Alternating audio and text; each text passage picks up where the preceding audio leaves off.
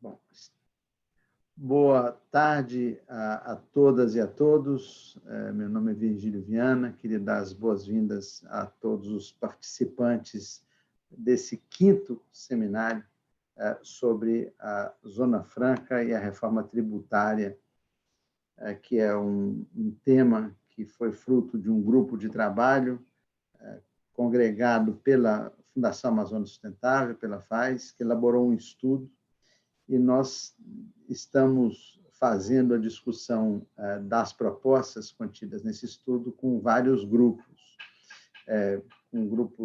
Começamos com um grupo empresarial, depois com parlamentares, membros do governo, e agora nós estamos aqui com o grupo acadêmico.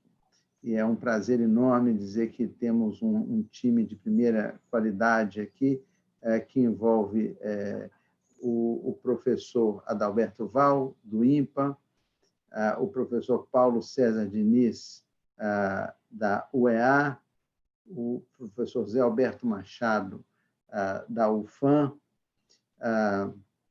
e o professor Eduardo Viola, da UNB. E eles vão debater os estudos apresentados por mim, pelo professor Nélito Marques, que é vice-presidente do nosso conselho, e pelo Benjamin Sixu, que é o presidente do Conselho de Administração da FAES. Então, esse é o time que temos hoje, e nós vamos dar início com essa apresentação bem executiva desse estudo, que nós vamos fazer, ou bem resumida, melhor dizendo, uma vez que esse estudo, na sua íntegra, ele está disponível na internet. Então, todos têm acesso livre a esse estudo. Nós idealizamos esse estudo com o nome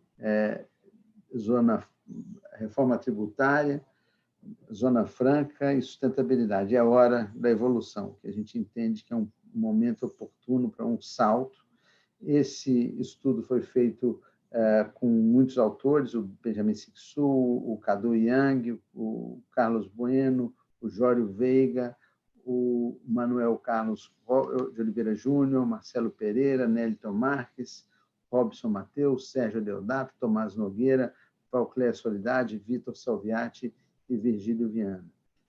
Como eu disse, ele está disponível na internet, e eu começo falando do contexto que vivemos. Nós vivemos um contexto de pós-calamidade, e esse pós-calamidade nos coloca o desafio de uma recuperação econômica, e, nesse contexto, várias reformas estão sendo discutidas, e a grande pergunta é como fazer a recuperação da atividade econômica aqui na Amazônia, alinhada com os ODS e a visão de 2030.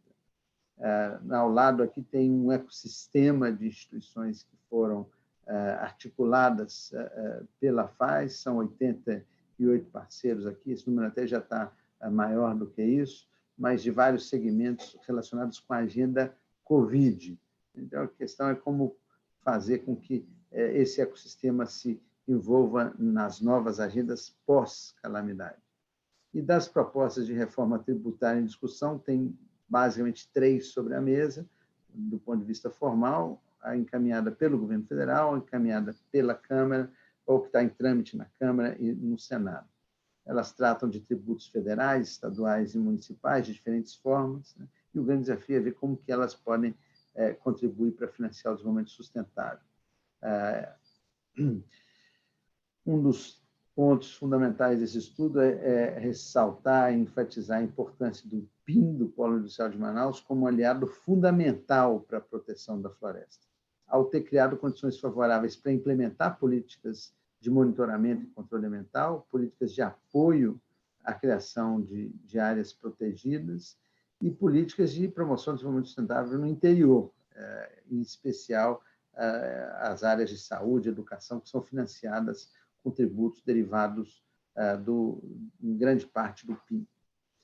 O PIN tem uma importância econômica, um faturamento de mais de 100 bilhões de reais, 440 indústrias, mais de 92 mil empregos, e isso é muito importante num contexto onde a atividade industrial tem retraído e diminuído a sua participação no PIB nos últimos muitos anos. Tem um ponto importante que também enfatizamos muito no estudo, que a Zona Franca ela arrecada tributos para a União. Então, longe de ser uma política que consome recursos, ela acaba sendo superavitária para a União. E esse é um contexto, do ponto de vista tributário, bastante relevante. Outra parte do contexto é a emergência que nós vivemos.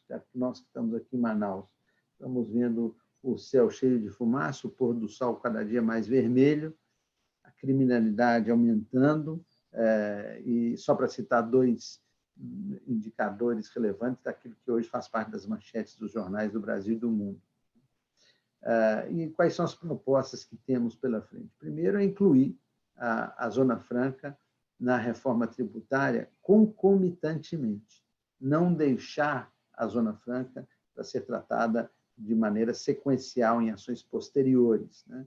Conforme propostas que tramitam, em especial a da Câmara e do Senado. A do Executivo tem um tratamento para a Zona Franca, e o Benjamin Sixto vai aprofundar um pouco mais nisso. O segundo ponto é a criação de um fundo de desenvolvimento sustentável do Amazonas, que seja capaz de apoiar a diversificação da atividade econômica em bases sustentáveis, apoiar diretamente a conservação ambiental, porque o efeito hoje do polo industrial de Manaus é indireto, então criar um mecanismo direto de apoio à conservação ambiental e depois formar uma base de pesquisa e desenvolvimento, inovação e formação de recursos humanos para apoio ao empreendedorismo e a negócios sustentáveis. Então, essas seriam as prioridades do fundo. A lógica desse fundo é que seria uma personalidade jurídica própria, uma instituição de direito privado, com boas práticas de gestão e compliance, com auditoria externas, etc. Um conselho de gestão com 4 segmentos, empresarial, acadêmico, governamental e sociedade civil, com mandatos renováveis, uma única vez, inspirado muito no próprio modelo de governança da AFAES, um limite de gastos de 10% ao ano, um controle externo do Ministério Público, e com 2 linhas de investimento, reembolsável e não reembolsável. Recursos não reembolsáveis destinados à conservação ambiental e PDI, e formação profissional, os recursos reembolsáveis aplicados em empreendimentos sustentáveis por meio de um fundo financeiro específico. As prioridades de investimentos definidas por um comitê e do ponto de vista transversal, essas ações de PDI, formação profissional e empreendedorismo e inovação.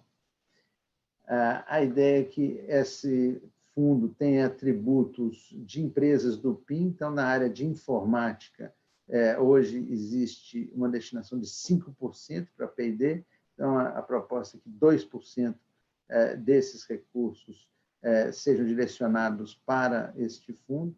Outras fontes, que podem incluir outros segmentos que atualmente não contribuem para P&D e poderiam contribuir para o fundo, o direcionamento de uma fração do recurso do orçamento do governo do Estado, com fundos já existentes, como é o caso do FTI, recursos gerais do Tesouro, como é o caso do empréstimo do Banco Mundial, que está saindo como apoio ao Tesouro, e outras fontes, como a produção agropecuária, a petróleo e gás, energia elétrica, mineração, enfim, novos mecanismos para internalizar, aí, em especial, a questão dos serviços ambientais relacionados à chuva e, portanto, seus impactos na produção agropecuária, energia hidrelétrica. E o setor de petróleo e gás, que são setores, junto com mineração, muito superavitários. Na diversificação da atividade econômica, o foco são os eixos, né, que têm sido muito debatidos aqui no Amazonas: a bioeconomia, a piscicultura, o turismo, a produção agroflorestal, a mineração responsável, a indústria naval e o polo digital. E apoiar atividades econômicas livres de desmatamento e combater o desmatamento, combater as queimadas, grilagem e o garimpo, né? E, no caso da produção agropecuária, usar áreas já desmatadas. Na área de conservação ambiental, apoiar a fiscalização e monitoramento, a gestão de unidades de conservação e terras indígenas e a prevenção e combate a incêndios florestais. Na área de fomento, é usar os recursos de PDI, né, fomentar o ecossistema de pesquisa e empreendedorismo, fazer com que essas contribuições cheguem a todas as empresas, não apenas as de informática, e fazer a formação de recursos humanos voltados para esses eixos, né? Não uma formação genérica, mas sim voltada para esses eixos, e apoiando incubadoras e aceleradoras de empresas. Então, nós realizamos essas atividades que estão descritas no relatório, a partir do início de abril. Fizemos 12 reuniões do grupo de trabalho, foi escrito a muitas mãos esse documento. Publicamos um artigo no Correio Brasiliense, que lançou o resumo desse estudo. Depois fizemos um seminário de lançamento dessa publicação, no final de julho. Apresentamos ao vice-presidente e presidente do Conselho da Amazônia também no final de julho. Fizemos um seminário com com o setor empresarial e com o governo, né, que foi no dia 12. E agora estamos com um seminário com o setor acadêmico. E pretendemos publicar uma versão 2.0 com os dados mais detalhados do ponto de vista quantitativo sobre essas fontes de recursos profundos, de onde podem vir, etc. E, para concluir, uma visão de futuro é que, na nossa perspectiva, com a reforma tributária, nós temos a oportunidade de alavancar um futuro de prosperidade econômica para a Amazônia. E isso tem que ser feito com uma atenção especial à sustentabilidade ambiental e, do ponto de vista social, à necessidade de reduzir as desigualdades sociais na Amazônia. Então, esse é o ponto final aqui da minha apresentação inicial, e eu passo a palavra agora ao professor Nélito Marques, que é vice-presidente do Conselho da FAES, para fazer suas considerações. Câmbio. E aproveito para compartilhar com os colegas que a gente usa o câmbio aqui, porque a gente está muito acostumado a falar em rádio amador, aqui na FAES, que a gente tem 160 rádios pelo interior. Então, terminou o câmbio. Aí já fica claro que terminou de falar. Nélito. QAP.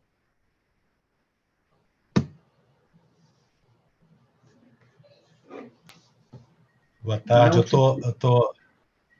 Não te vemos, Nélito. Eu estou aqui já. Apareceu. Eu tinha clicado, mas eu acho que está com um pequeno delay. Boa tarde, Virgílio.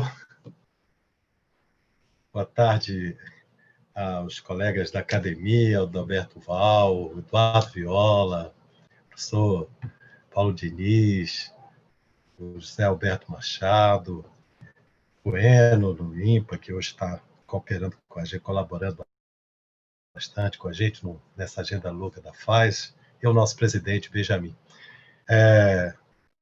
Eu acho que, não desmerecendo os demais segmentos das demais rodadas que nós realizamos, essa rodada que envolve academia, ela é, na minha visão, extremamente crucial e relevante, por uma razão muito simples. A proposta que a FAES tem apresentado à sociedade, nos diferentes segmentos organizados da sociedade, ela identifica um eixo que é estratégico e relevante e extremamente importante para que essa proposta ganhe relevo e possa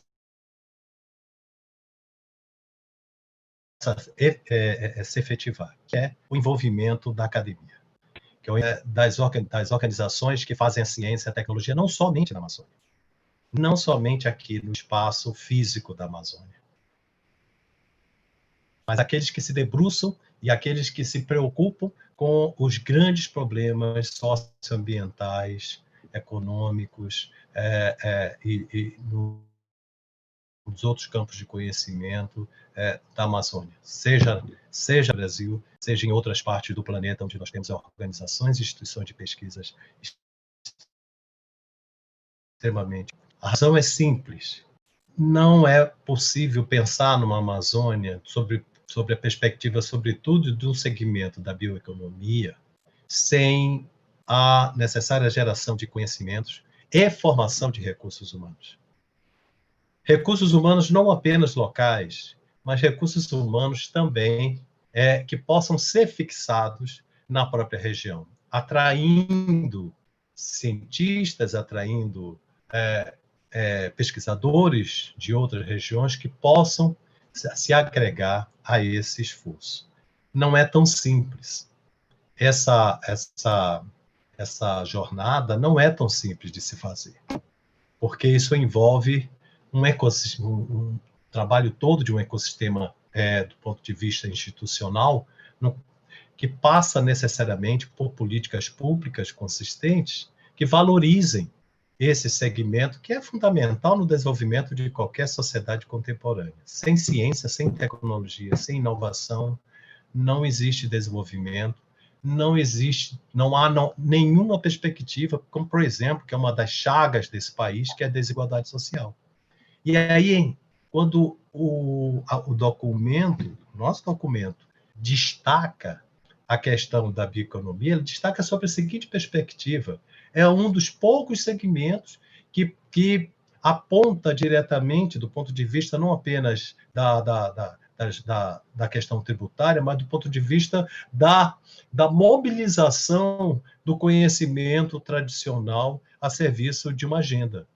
Pensar bioeconomia na Amazônia não é pensar no sistema, no modelo tradicional de produção em larga escala, no velho modelo dos sistemas de plantation, mas é pensar no processo de socialização dos benefícios gerados pelas cadeias produtivas dos diferentes ativos ambientais, dos diferentes ativos da nossa vasta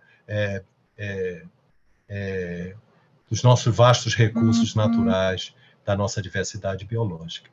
Então, se não tivermos academia por trás desta agenda, à frente desta agenda, gerando conhecimentos, formando recursos humanos, e quando eu falo recursos humanos, me vem o olhar de que não é apenas mestres e doutores, eles são fundamentais no processo de qualificação e de geração qualificada do conhecimento.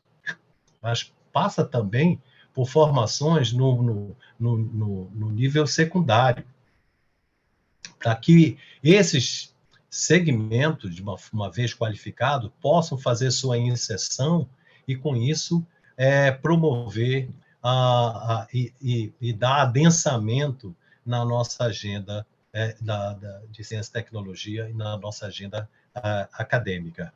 Eu reconheço que as instituições hoje existentes na Amazônia, e no Amazonas em particular, não dão conta dessa tarefa. O nível de complexidade e a gama de conhecimentos a serem gerados exige investimentos pesados, investimentos densos, vigorosos, em todos os sentidos, para que nós possamos, de fato, fazer dar densidade a esta agenda. Então, a proposta, por exemplo, aqui apenas para reforçar o que o Vigílio colocou, a proposta do fundo vem nesse sentido. É claro que o fundo sozinho não vai dar conta disso. Ele é ele é parte da estratégia dessa concepção ampla de que a Zona Franca de Manaus, pelo papel que ela exerce do ponto de vista do desenvolvimento e da conservação ambiental e da promoção social, ela não se sustenta sem que haja fortes investimentos nesse campo. Então, quando a gente analisa e defende esse modelo, defende sobre essa perspectiva. Por isso que o documento aponta a questão da ciência e tecnologia como um dos eixos estratégicos fundamentais que vai dar a necessária base e densidade à condução dessa proposta, no sentido de atender também e dialogar com os Objetivos de Desenvolvimento Sustentável. Então, eu queria, assim, eu proporia que, no contexto do nosso debate, nós pudéssemos refletir sobre qual seria o nosso papel enquanto academia, à luz das deficiências deficiências estruturais que a gente tem conhecimento, à luz dos desafios que nós temos do ponto de vista da ciência, do ponto de vista de formação de recursos humanos, e à luz da complexidade e das políticas públicas hoje vigentes, no sentido de dar densidade e sustentabilidade a esse conjunto de iniciativas. Seriam basicamente para a gente iniciar esta rodada, e vamos ter, ao longo do seminário, oportunidade para a gente poder aprofundar mais. Basicamente é isso. Obrigado, Câmbio. Obrigado, Vigílio. Devolvo a palavra para dar continuidade à nossa rodada. Muito obrigado, Neliton. Passo, na sequência, ao Benjamin Sixu, presidente do Conselho da FASE. Bom, boa tarde a todos. É um prazer estar com vocês para a gente debater um pouco esse trabalho, né? Eu acho, assim, frisando alguns pontos fundamentais do que o Virgílio já apresentou. A primeira questão é a concomitância com a lei da reforma tributária e a solução para a questão de Manaus, né? Quer dizer, a gente no trabalho coloca a importância que teve a Zona Franca de Manaus para a preservação da floresta. A Zona Franca de Manaus concentrou uma população e renda dentro da capital e acabou gerando alguns problemas, mas a nível da distribuição populacional no interior e da capacidade dessa população bastante distribuída em pouca quantidade, ela foi fundamental para a preservação da floresta, né? E nós temos a segunda e a terceira cidade do Amazonas, do estado do Amazonas, tem 100 mil habitantes, depois cidades de 80 mil, 60 mil, 50 mil, distantes 150, 200 quilômetros uma das outras, e com pouca condição de acessibilidade, a não ser pelo rio, criaram as condições de a floresta estar extremamente preservada, né? O que a gente quer salientar é que, na proposta das PECs em tramitação no Congresso, a proposta do governo federal de unificação do PIS/COFINS e a proposta dos secretários estaduais de Fazenda, apoiada pelos governadores, tem claramente a colocação da preservação dos incentivos da Zona Franca. A PEC que está tramitando na Câmara não tem, e a PEC que está tramitando no Senado, a 110, não tem com clareza. Ela cita a Zona Franca, mas não deixa claramente a questão da manutenção da quantidade de incentivos, né? A segunda questão bastante importante é, bom, o que precisa ser feito na Amazonas, né? A nível de reforma tributária. Em primeiro lugar, é preservar os incentivos da Zona Franca. E, em segundo lugar, arrumar fontes de financiamento e fontes de incentivos por uma série de cadeias produtivas já estudadas, mas que têm vários gargalos para ser implementadas, como a rede do pescado, né? A rede da farinha, a rede do turismo, a rede da mineração responsável, a rede da toda a cadeia naval, né, desde a construção, como a operação e do transporte naval, e outras redes. Essas redes já bastante estudadas aí no Amazonas, elas são vitais, mas elas nunca apresentaram prioridade e fontes de recursos para sua manutenção. Então, como fonte de recursos, e como forma de investir, aí é muito importante, é proposta esse fundo gerido paritariamente por 4 setores da sociedade, a sociedade civil, a academia, o setor empresarial, a academia, a sociedade civil, e aí, de vez em quando a cabeça da gente falha, né? Mas, bom, já vou lembrar. Bom, esses 4 setores empresariais, esses 4 setores poderão fazer a gestão. O que acontece com os fundos hoje existentes? Os fundos hoje existentes, eles são geridos pelo Estado, e, primeiro, a sociedade civil tem uma enorme dificuldade de acessar as informações, né? Nunca se sabe onde é que estão, quanto estão os recursos, quanto está sendo aplicado. há uma série de transferências para outras utilizações, né? Aí, por exemplo, as empresas que têm incentivos na Zona Franca de Manaus, elas contribuem basicamente com 3 fundos para 3 fundos. A aplicação desses 3 fundos tem uma aplicação da ordem de 1 bilhão e 400 milhões ao ano. Os 400 milhões que vão para a UEA são claramente definidos, não tem muita clareza, o recurso é arrecadado pelo governo e transferido para a UEA. Agora, os recursos que vão para o Fundo de Turismo e Interiorização e do FPP, do Fundo de Turismo são basicamente quase 800 milhões ao ano. E agora, inclusive, nesse último ano, por causa da pandemia, foi redicionado para a questão de saúde, mas nos outros anos também tido uma série de problemas de aplicação.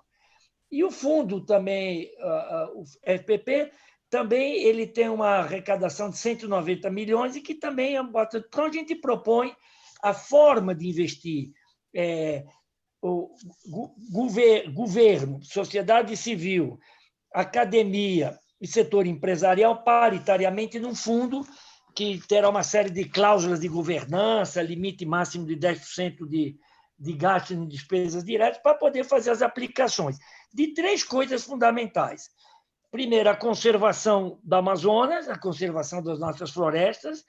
Segundo lugar, os recursos de informação de recursos humanos em pesquisa, desenvolvimento e inovação. E terceiro, os investimentos necessários para a implantação das novas cadeias produtivas. Os 2 primeiros são a fundo perdido, né? São a fundo permanente, né? São dinheiro para conservação e para educação e para pesquisa e desenvolvimento não tem retorno. Tem retorno na sociedade, claramente, um retorno até maior, mas não tem retorno financeiro imediato. E esse retorno financeiro imediato pode ser conquistado com os investimentos nos fundos, nos recursos que vão ser aplicados nesses projetos de bioeconomia, de piscicultura, de turismo, que terão retorno e, então, poderão propiciar às empresas um retorno desse capital investido.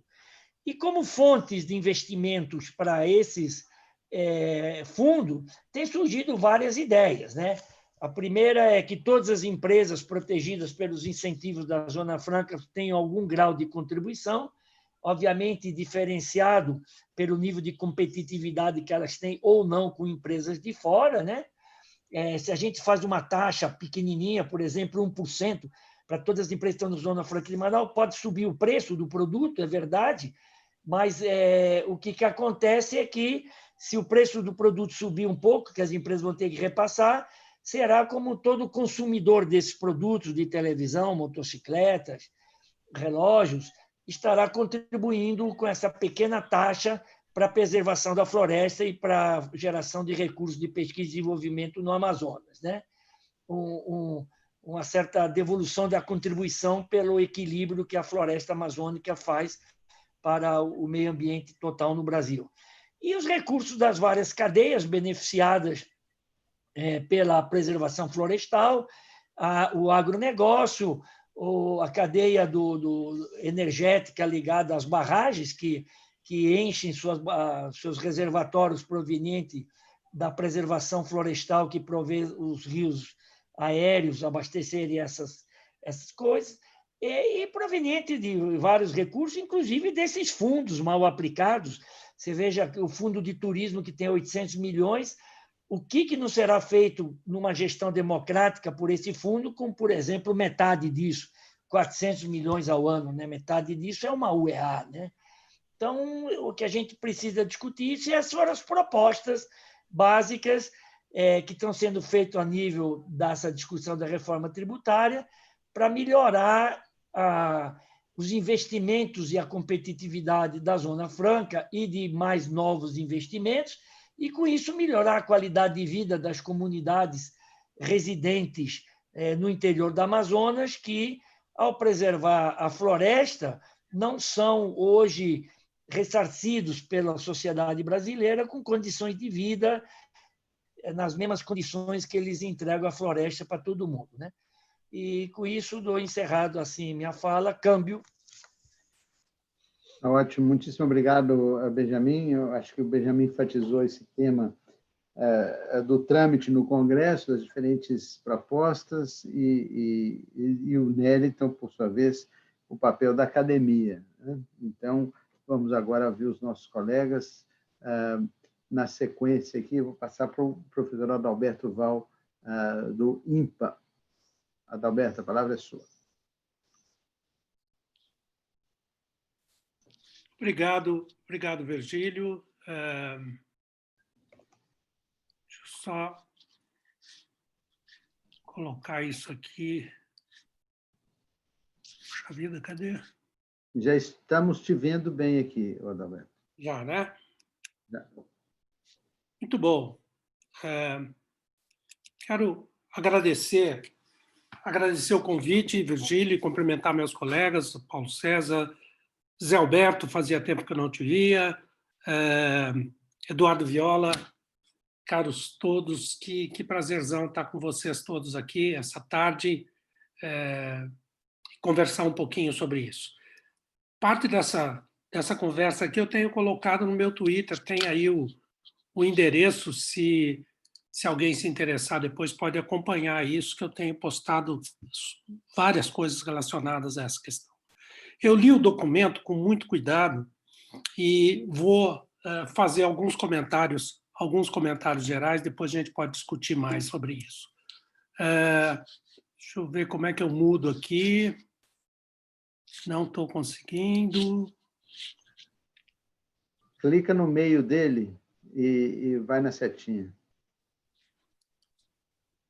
Pronto, aí. Eu gostaria de comentar algumas coisas, algumas características da ciência e tecnologia, eu acho que a gente tem visto algumas delas recentemente. A gente pode ver o conjunto da ciência e tecnologia que a gente tem no país como uma fábrica multipropósito de soluções robustas. Na realidade, não se trata de uma fé cega na ciência, mas do caminho para encontrar isso, né? E a ciência acaba dando respostas aos desafios que aparecem a todo momento, né? Na economia, na inclusão social, no ambiente, né? Com relação às questões ambientais, e acho que é muito evidente a capacidade da ciência em dar resposta, por exemplo, agora às questões de saúde, né? Nós tivemos a Zika, no passado recente, tá certo? Continua sendo um grande desafio no país, mas aí também tivemos aí a questão agora desta pandemia com a Covid-19, né? E ela é uma atividade social com fins sociais. Não existe mais o esquema da neutralidade científica que a gente tinha no passado, né? A gente precisa hoje de ações fortes para que desafios sejam trazidos para as bancadas dos laboratórios e das bancadas dos laboratórios de volta para o chão da fábrica. Portanto, precisa de uma interlocução muito forte, tá certo? E ações nesse sentido para que a gente possa usar toda esta fábrica multipropósito de soluções robustas, né? Ou seja, a tecnologia é o caminho para uma transformação por meio de vários aspectos, da produção da informação, por meio da preservação da qualidade ambiental e por meio da inovação, né? Eu acho que é este o caminho que a gente precisa buscar quando a gente está falando de ciência e tecnologia numa maneira geral. Mas, por outro lado, o que a gente, em termos de Amazônia, a gente precisa ter sempre presente que a gente foi isolado nesse processo todo, por meio de um fator que eu tenho chamado fortemente nas minhas apresentações de fator Tordesilhas. Essa linha que você está vendo em vermelho aí, ela acabou que nunca desapareceu da nossa vida, tá certo? Ela continuou separando o país todo. Por exemplo, se você pegar os institutos do MCTI, você vai ver que existe uma agregação muito forte do lado do Atlântico. Só temos 2 institutos federais aqui, que é o INPA e o Museu Guild, mais o Instituto Mamirauá, que é uma OS. Se você pegar os grupos de pesquisa que nós temos no país, você vai ver alguns poucos grupos de pesquisa localizados aqui na região norte. E os exemplos são vários, tá certo? Você pegar aqui as coleções fiel depositárias, os sítios do PELD, os Institutos Nacionais de Ciência e Tecnologia, as sedes dos projetos PPBio, esse véu que se estende para a Amazônia, tá certo? Ele vai se esmaecendo quanto mais para o norte a gente vai. Nunca nos desvencilhamos dessa linha de Tordesilhas, apesar do Tratado de Madrid citado pelo Alexandre de Gusmão, preparado pelo Alexandre de Gusmão mais tarde, em 1750. Muito bem. O outro desafio é isso que eu mostro aqui para vocês. Nós despencamos nos investimentos de ciência e tecnologia, como pode ser visto aqui, tá certo? Chegamos em patamares bastante significativos, mas já em 2017, e isso está pior em 2018, pior ainda em 2019, 2020 está se projetando de forma também muito ruim. Nós temos investimentos muito, muito reduzidos na área de ciência e tecnologia de uma maneira geral, tá certo? E dentro deste quinhão que cabe à região norte, nós estamos aí com um investimento muito, muito reduzido em relação ao resto do país. Além disso, é preciso que a gente pense a Amazônia também do ponto de vista da escala. A gente esquece que a escala é continental. 60% do território brasileiro, tá certo, é a Amazônia, e esse território todinho tem recebido pouco menos de 3% dos investimentos em ciência e tecnologia no país, apesar de gerar algo em torno de 10% do PIB brasileiro. Se você fizer uma comparação do tamanho da Amazônia, né, com relação aos países europeus, é isso que a gente tem neste mapa aqui, onde a gente tem o contorno da Amazônia brasileira e dentro dele, na mesma escala, plotados os vários países europeus. E você pode observar que sobra um monte de espaços aqui para a gente colocar outros países, se a gente assim o quisesse.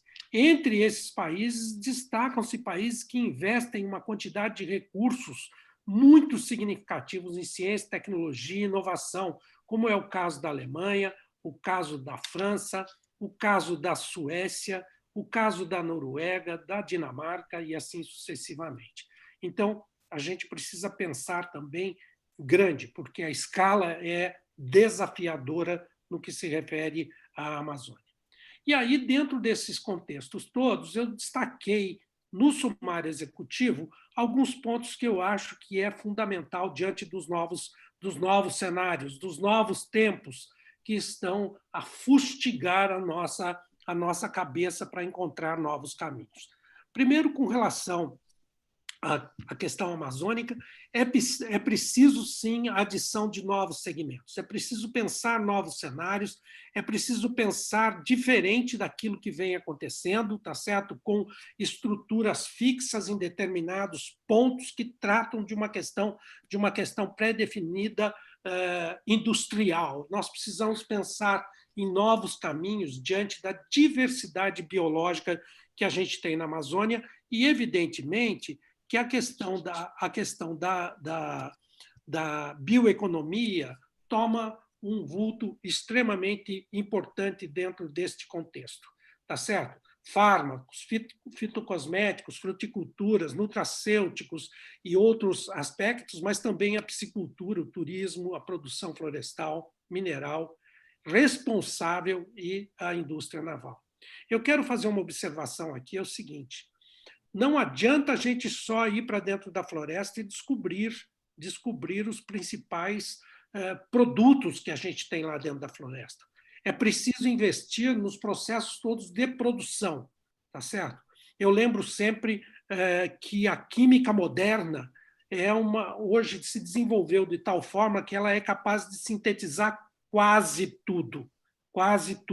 Portanto, o que a gente descobre hoje na floresta, amanhã é sintetizado na bancada do laboratório. A única coisa que a química moderna não conseguiu dar conta ainda de sintetizar é a felicidade, é a nossa felicidade com a floresta. Isso a química não vai conseguir sintetizar, mas do resto a gente precisa, na realidade, de estruturas de pesquisa muito forte para transformar aqueles produtos e processos em ações de longo prazo através das sínteses nos laboratórios. O outro ponto extremamente importante é que o uso das áreas que já estão degradadas hoje, que na Amazônia como um todo representa algo de 20%, precisa ser adequadamente utilizada, principalmente no que se refere à produção.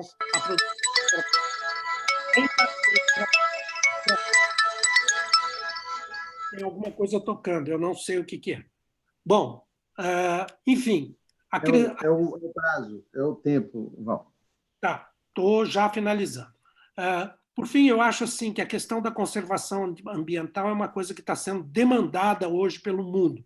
E é preciso a gente avançar com esses processos, porque senão a gente fica a reboque das decisões externas, todas voltadas para isso. E, evidentemente, que a gente tem que fomentar novos eixos produtivos, tá certo?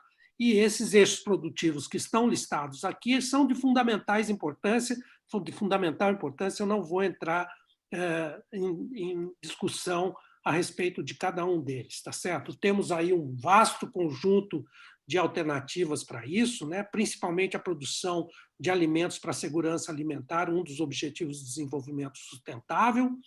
A questão do uso das frutas tropicais, que eu acho que é fundamental hoje a gente dar um caráter industrial para essas informações que a gente tem carregada nessas frutas.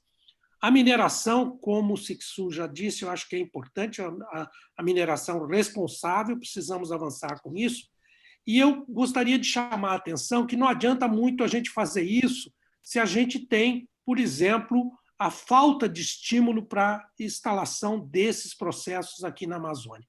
Note que nós temos cerca de 2.650 empresas, companhias para a produção de cosméticos no Brasil que utilizam muitos dos elementos que nós temos da diversidade amazônica. Mas aqui no norte, instaladas aqui, nós temos apenas 52 dessas empresas. Portanto, um desafio muito grande. Por fim, gente, informação é o produto valioso que está escondido na floresta, nós precisamos buscar essa informação. O uso dessa informação é mais valioso ainda, e é preciso integrar isso na Zona Franca de Manaus. Enfim, ciência é o caminho possível. Muito obrigado, gente. Muitíssimo obrigado, Adalberto. Câmbio, eu tenho que dizer câmbio. Pela ótima apresentação, muito clara, enfatizando a importância de se pensar em mecanismos novos, especialmente no contexto do decréscimo do financiamento para as atividades de pesquisa e desenvolvimento nos últimos anos. Acho que isso chama muita atenção. Professor Paulo César Diniz, da UER, por favor, a palavra é sua.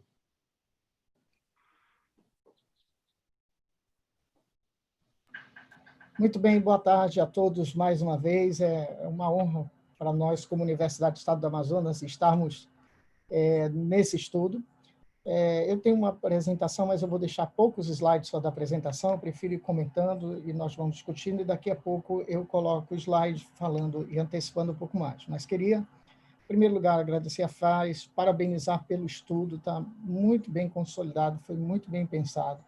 Penso que a questão da iniciativa ela é extremamente relevante, né? Não adianta só a gente chegar lá e dizer, não está bom. Não, nós temos estudo aqui, nós chamamos os diversos players, né? Chamamos o governo, chamamos a indústria e chamamos a academia e a sociedade, discutimos isso, né? Aquela ideia da triple hélice, né? Justamente nós estamos construindo algo que venha estar nos direcionando para um futuro. Então, aqui fica aí o nosso agradecimento da academia, no caso, nomeadamente, a Universidade do Estado do Amazonas, pelo convite para nós comentarmos, assim como a Adalberto Val já fez da parte que lhe cabe, daqui a pouco o professor José Alberto, Então, extremamente importante, professor Virgílio, leve esse nosso recado a todo o seu conselho para que nós venhamos a, de fato, ter uma representatividade nesse momento em que se discute a realidade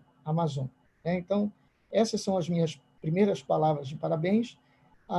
E o que eu vou estar comentando especificamente tem a ver justamente com a construção, aquilo que o professor Adalberto Val acabou de falar anteriormente, que é a ideia justamente de nós estarmos apontando para o futuro do que nós queremos, né? Por quanto tempo ainda teremos essa reforma tributária? Ela vai manter aquilo que nós temos ainda em termos de polo industrial. Há 10 anos atrás representava aí cerca de 90% do PIB, hoje é ainda um pouco menos de 80% passado 10 anos, né? Ou seja, uma progressão de 1% desmamando do polo a cada ano, né? Demoraríamos para fazer uma transição de uma sociedade industrial para uma sociedade eminentemente do conhecimento, né? Demoraríamos aí cerca de 50, 70 anos, pelo menos. Mas como tudo hoje é exponencial, eu penso que a conversa nos direcione a alguns pensamentos exponenciais. Um dos primeiros pontos que eu queria destacar aqui nessa conversa, deixa eu colocar aqui a apresentação para poder compartilhar aqui. Compartilhar. Espero que já esteja aparecendo. Já parabenizamos. Eu tenho uma expressão que eu gosto muito, é que nós temos que migrar de Detroit para o Vale do Silício, né? Eu lembro que ainda era acadêmico quando eu li aquele livro A Terceira Onda, do Alvin Toffler, em que ele falava das revoluções que haviam passado. A revolução econômica, industrial e que viria a ser a revolução da informação, do conhecimento, naquilo que ele falava. Então, por que eu penso que é relevante nós pensarmos esse assunto de Detroit para o Vale do Silício? É porque hoje nós sabemos que Detroit, nos Estados Unidos, é uma cidade que só está ali com a prefeitura para fechar a cidade, é uma cidade que a produção industrial ela caiu. E me assusta muito, apesar de nós estarmos na indústria 4.0, é que um pouco menos de 80% do nosso PIB ainda venha da indústria. Então, quando nós pensamos em novos investimentos, eu lembro muito bem o Dr. Benjamin Sixo procurando a UEA, procurando a UFAM, procurando todos os institutos e todas as universidades, dizendo, olha, esse dinheiro aqui precisa ser investido em tecnologia. Daí surgiram iniciativas dentro da própria Universidade do Estado do Amazonas, como o Instituto como o Ocean, e outras questões que nós temos desenvolvidos com muita maestria e muito zelo para nós investirmos naquilo que será a sociedade do futuro. Então, precisamos migrar o mais rápido possível para essa nova economia da gestão do conhecimento. Então, como nos Estados Unidos migrou de uma Detroit para o Vale do Silício, nós precisamos, e aí está em aspa, né, sair de uma dependência do polo, como temos hoje, muito grande ainda, e vamos manter isso, que é para justamente nós nos prepararmos para a nossa curva da gestão do conhecimento. Eu penso que o caminho é esse. É como o próprio Adalberto Val falou, a questão de nós investirmos em tecnologia. Em alguns casos, você desviou o olhar, diminui-se o investimento em tecnologia. Por quê? Lembrando o professor de Harvard, Katz, ele fala que o investimento na gestão do conhecimento, na tecnologia, na inovação, ele é algo que ninguém está vendo. Então, as pessoas se desviam muito fácil da questão das inovações, etc., etc. Então, eu penso que essa migração é importante. E aí surge a pergunta, como migrar de uma sociedade industrial, dependente do polo industrial, para uma sociedade do conhecimento? E tem um artigo que eu recomendo que todos possam ver, né? É a Redenção do Amazonas através da educação, da gestão do talento, escrito pelo Denis Mineve, ele foi lá e colocou as observações dele, e que justamente ele faz uma propositura de um percentual de investimento na própria arrecadação do Estado em formação de novos pesquisadores, novos doutores. Eu concordo com a palavra do Neliton, salvo engano que ele falou, que a gente não faz sociedade do conhecimento só com doutores, né? Até mesmo porque tem a aplicabilidade dela e quem faz essa aplicabilidade é a própria sociedade, o marketing, o comércio, etc., etc. Mas, assim, ele propõe uma equação de formarmos mais doutores, formarmos mais pessoas com condições de tocar pesquisas robustas, né? Hoje, por exemplo, nós temos exemplo aí o professor Adalberto Val, a professor Markovic e outros colegas que capitaneiam pesquisas de alto nível, que daqui a pouco essas pesquisas vão estar na prateleira, agregando valor a essa sociedade que nós estamos vivenciando, né? Então, precisamos focar no desenvolvimento cada vez mais de pessoas que vão poder fazer produtos de alta tecnologia, de valor agregado, etc. E para não ficar muito na questão das nuvens, etc., para a turma que está nos assistindo aí, um exemplo muito claro, que isso aí outros colegas aqui têm pesquisado também, é a própria cadeia produtiva do pirarucu, né? Hoje, nós comemos assim, eu gosto de dar esse exemplo porque é importante a gente entender o que eu estou falando. Nós comemos aí um filé de pirarucu a 60, 80 reais, num restaurante qualquer, etc. O couro hoje do pirarucu, ele é revendido aí a cerca de 100 reais o quilo, né?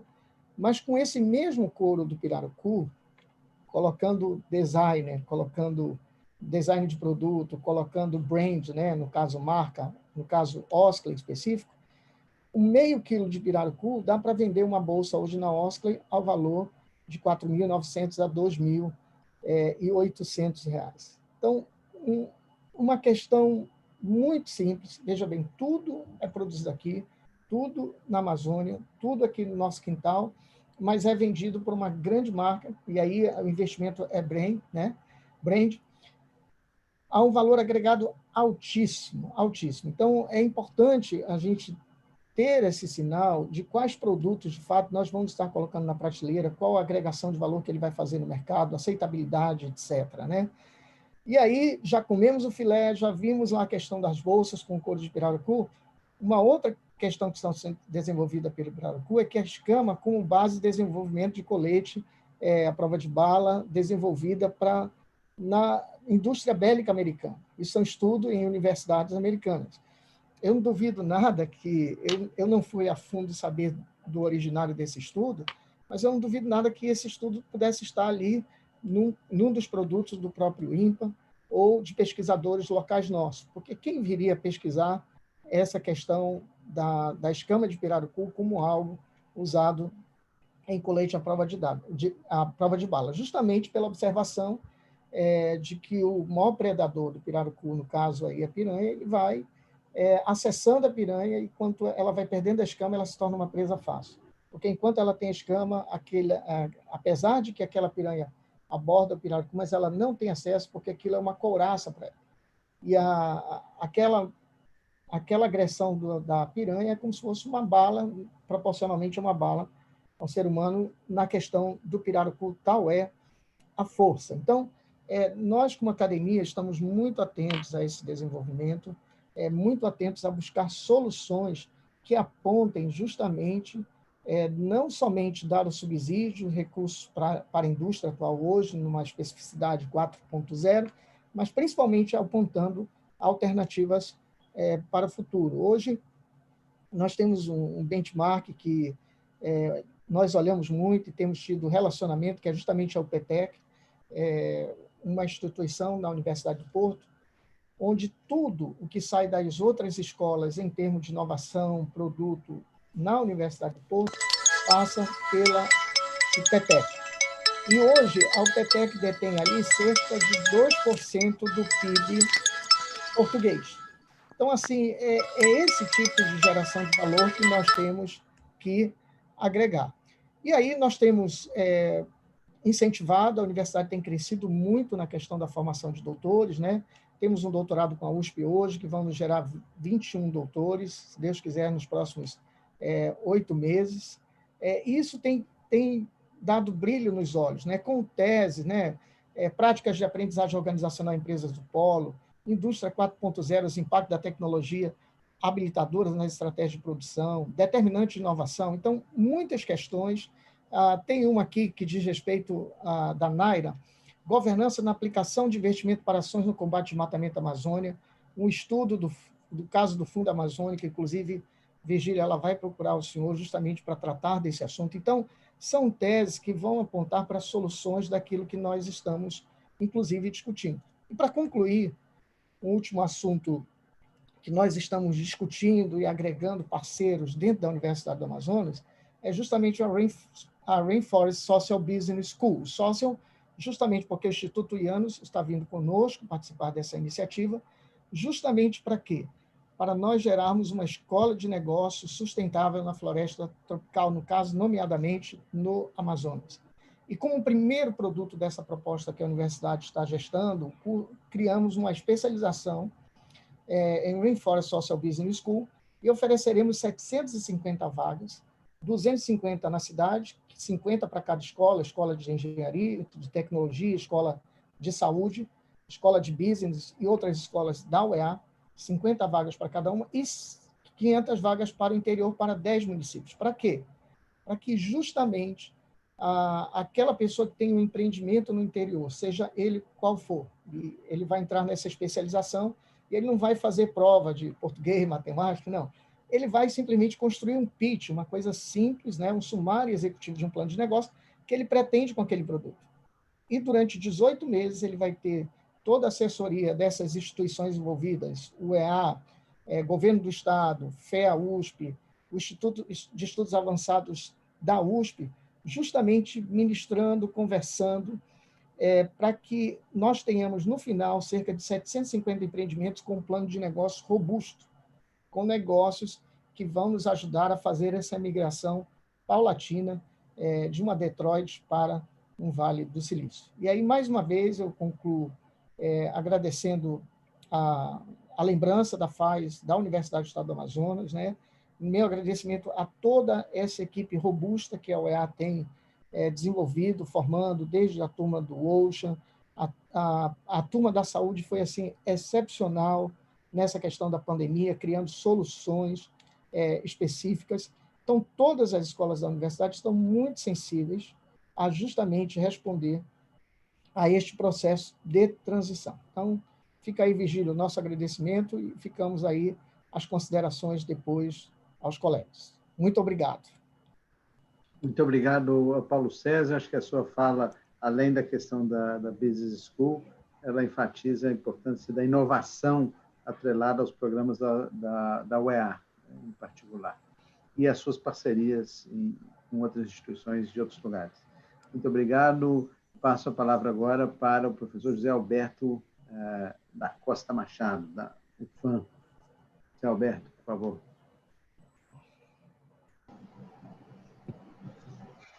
Olá, caríssimos. Cumprimento a todos, mas me permitam que citar aqui a Débora, que deu um toque muito especial nessa última versão do texto que vocês produziram. Nosso querido Bueno. Queria saudar o meu amigo Virgílio, cada vez mais jovial.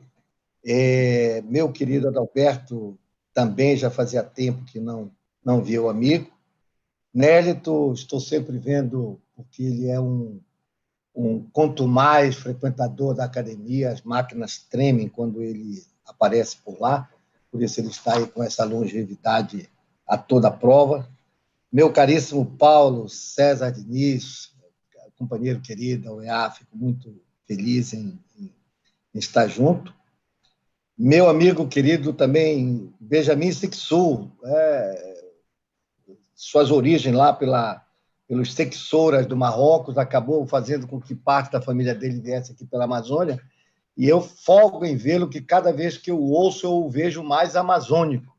Embora ele tenha escolhido morar em Brasília, mas todos os caminhos da vida o trazem para a Amazônia, seja por conta da Samsung, seja por causa do CID, seja por causa da FAES, e agora pensando soluções aí para o futuro da nossa Amazônia. Muito feliz com isso, viu, Benjamin? Ver você envolvido com os destinos da nossa região, que são muito importantes, né? E o professor Viola, com quem estou sempre participando de lives, mas nossa maior ligação foi quando eu, doutorando, entusiasmado, lá pelo NAIA, no meados da década de 90, via aí e lia os textos do professor Viola, cheios de determinação, cheios de ânimo, cheios de fervor. Então, parceiros comuns como Armin Mates, como outros companheiros de lado, estivemos juntos em vários momentos. É uma alegria, portanto, estar junto com vocês. Fico imaginando como foi a preparação desse documento, com 13 autores, parte deles eu conheço, falam pouco e discutem pouco, né? Então, só por isso já é uma grande conquista, para dizer que o trabalho é, de fato, uma novidade, é, de fato, uma coisa muito, muito bacana de ver, bem articulado, bem sendo discutido, e vai marcar tempo, vai marcar... Está muito, efetivamente, muito sólido, né? E isso vem em conjunto com outras propostas que estão sendo construídas com a mesma solidez.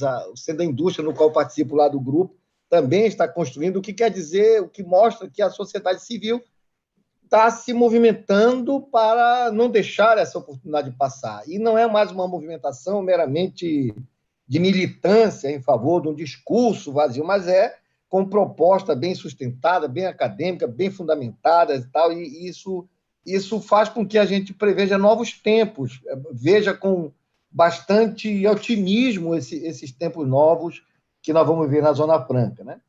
Acredito que a reforma tributária em si, ela certamente tem que ter o acompanhamento de todos nós e sempre presente, as forças políticas, mas, de alguma forma, ela já entrou na agenda da reforma como Zona Franca em si, não como anexo.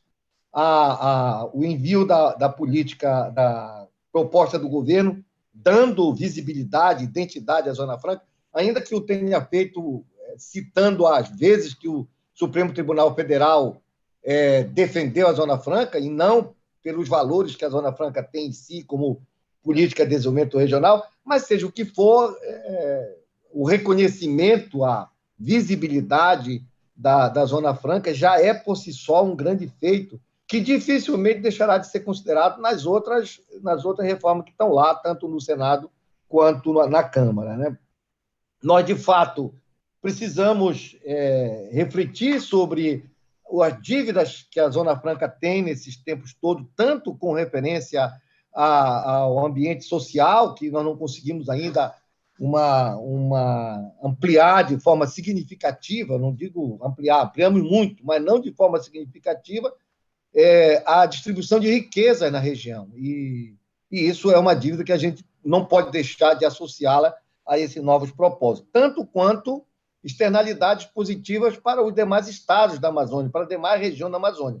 Nós sempre falamos isso, sempre dizemos que tem externalidade, tem muitas coisas que a gente pode fazer, mas é quase que como coincidência que isso ocorra, não como parte de uma política onde você possa efetivamente dizer e medir aquilo que é feito. Eu já tive a oportunidade de ler, em várias oportunidades, o trabalho da FAS, e já emiti contribuições escritas para os companheiros, para os autores. Eu não gostaria de repassá-los por todos eles, porque eu gostaria de me deter em dois aspectos apenas, que eu acho que, para um deles, eu escrevi mesmo, para poder não divagar bastante. O primeiro, de respeito à questão da governança do processo. A governança do processo está absorvida no trabalho como a criação do fundo. Mas a nossa impressão é que é mais do que isso. Governança no sentido mesmo de rumos industriais, rumos estratégicos, planos que possam organizar o próprio direcionamento desse aglomerado produtivo que a região tem, capaz de efetivamente ser uma espécie de observatório permanente de suas possibilidades econômicas, de sua necessidade de melhoria, de seus aperfeiçoamentos, de sua defesa, e também internalizar os ganhos que ela precisa ter a partir dos investimentos e dos fundos que estão sendo construídos, onde a gente possa prestar conta regularmente para a sociedade, não apenas dos fundos de investimento, mas de tudo aquilo que a Zona Franca, como agregado industrial, produz de benefício para o Brasil, para a Amazônia, para o mundo, etc., respondendo à nação, dando conta à nação da renúncia fiscal dos gastos tributários que são feitos com o processo. Então, portanto, para mais do que simplesmente fundos, onde fundos certamente são importantes para todos esses propósitos nobres que foram elencados, mas para mais. Por que isso? Porque o fato de nós estarmos nos movimentando e várias outras instituições estarem se movimentando para fazer propostas de reforma tributária, propostas de melhorias, diz que as estruturas governamentais que cuidam da Zona Franca, por muitas razões, não conseguiram fazer isso. E aqui não vai nenhuma crítica, eu fui da SUFRAMA, tenho enorme respeito pela SUFRAMA e pelos técnicos da SUFRAMA e tudo, mas pelas razões dela ser uma autarquia pública, ligada a estruturas federais e, portanto, amarrada em muitas coisas, ela não foi capaz de pensar estrategicamente a região, tanto quanto é por isso que nós estamos fazendo isso aqui. No âmbito do governo do Estado também, óbvio, tenho um enorme respeito por todos aqueles que passaram pela área de planejamento, pelo governo, mas, novamente, nós não temos um centro de pensamento que seja capaz de propor de forma sistematizada essas melhorias que nós estamos buscando. É exatamente por isso que a FAS toma iniciativa, o Centro da Indústria toma iniciativa, outros tomam iniciativa. Então, nós estamos falando de uma governança que para além do simplesmente pegar os fundos dela e gerir num determinado sentido. É uma governança no sentido de rumos estratégicos para todo o processo que ela desenvolve. Então, esse é um dos itens que eu acho que talvez o documento pudesse avançar um pouco mais, não sei, mas de alguma sorte para falar simplesmente de gestão de fundos para a governança de todo o processo que ocorre aí e tal. Mas, obviamente, esse é um aspecto que eu gostaria de manifestar. E o segundo, esse sim, que eu anotei, escrevi para não exatamente falar dela, porque nós vivemos há tanto tempo discutindo esses incentivos, essas facilidades, esses diferenciais tributários que a Zona Franca tem, todo ele permanentemente discutido na base de troca de favores, percentual tributário para cá. Nós estamos dentro de políticas tributárias permanentemente. E, por isso, estamos sempre debatendo com os outros governos dos outros estados, com os outros interesses de outros setores econômicos que têm fora do estado do Amazonas. Ou seja, enquanto nós ficarmos em torno disso, nós estaremos amarrados a essa circunstância. Porque, para que nós sejamos competitivos, nós temos ou que aumentar tributo lá embaixo ou diminuir de alguma parte. E nós vamos estar sempre vinculados e submetidos a um decreto que altera as condições de competitividade dela, a uma resolução que sai, a um ministro que muda e tem um outro viés, etc.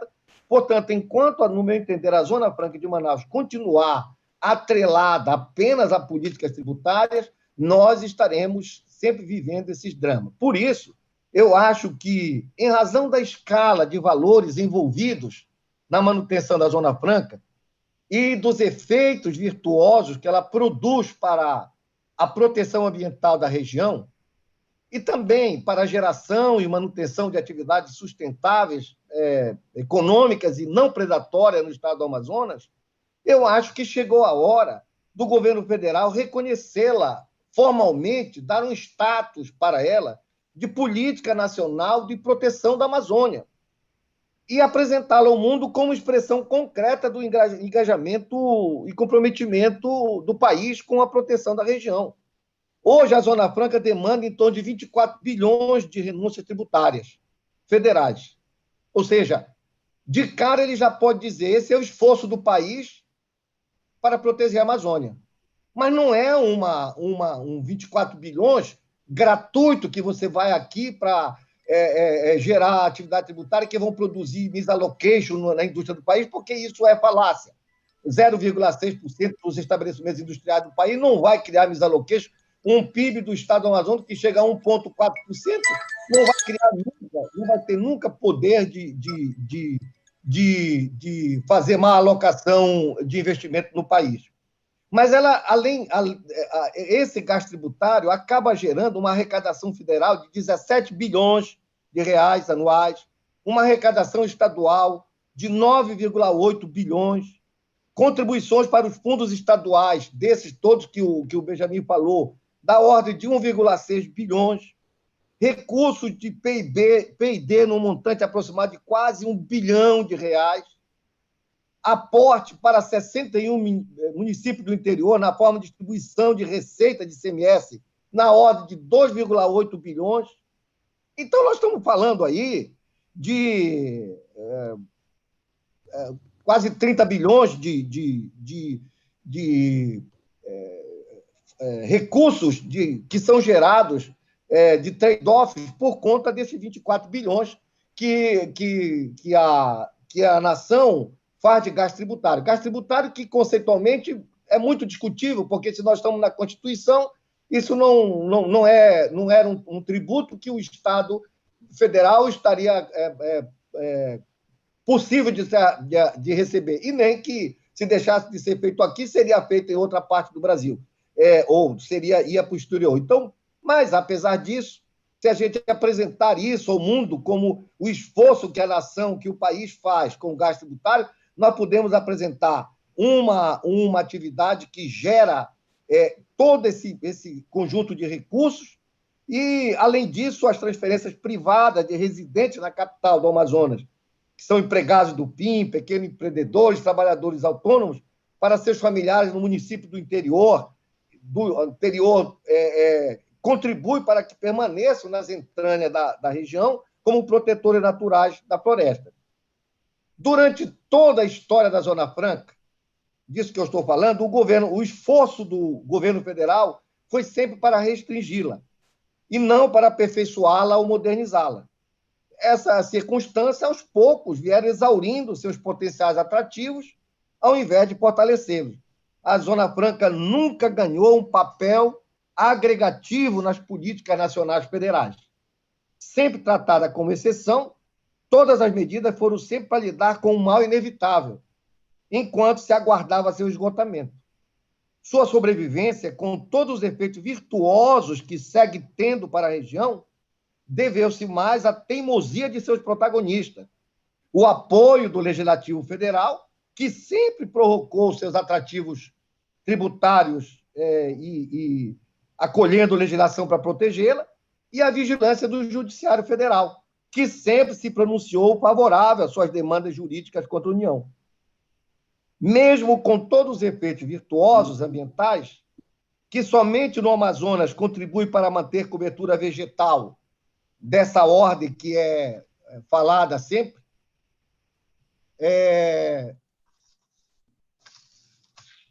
Alô, vocês estão me escutando? Estamos te escutando.